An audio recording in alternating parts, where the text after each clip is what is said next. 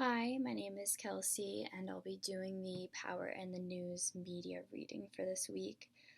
Um, so basically, what the author is talking about is how the media can essentially not control people's minds, but definitely has huge influence on what they believe and what they think. Which is something obviously we've been talking about for the entire course. So I think the most important thing that he starts out with is education.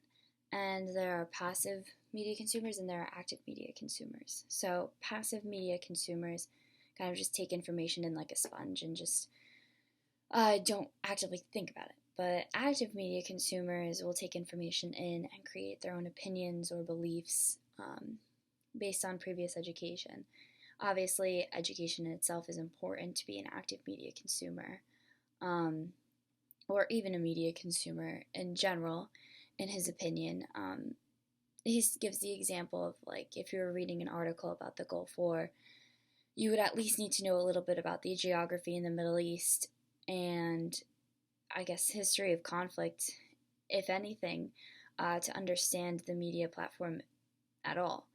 So education is definitely important in being a media consumer. So the author goes on to talk about race in the media and how ethnic issues are usually covered.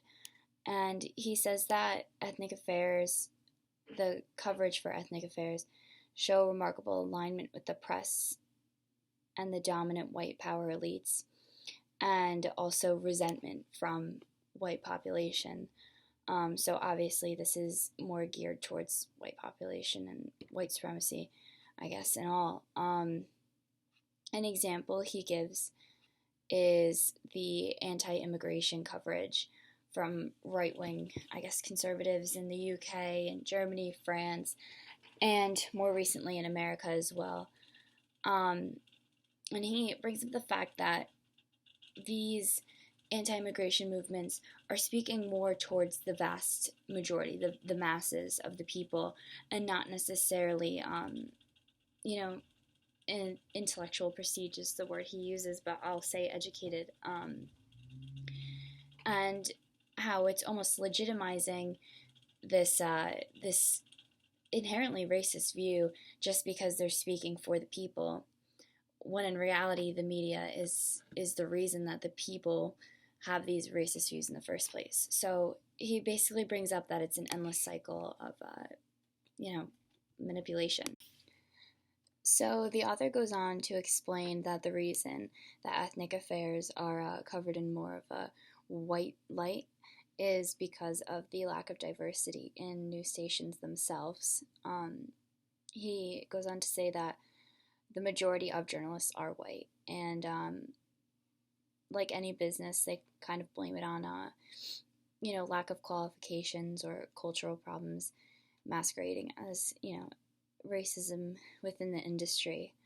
A problem that a lot of minority journalists run into is that when they express their opinion on these affairs, they're seen as radical opinions and they're not taken that seriously.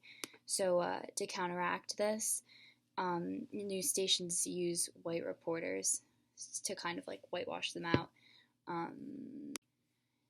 So by having this constant white versus minority opinions on these like ethnic issues, it creates this sort of othering, which the author kind of defines as like a us versus them mentality, which is what the media kind of uses to keep the status quo in order.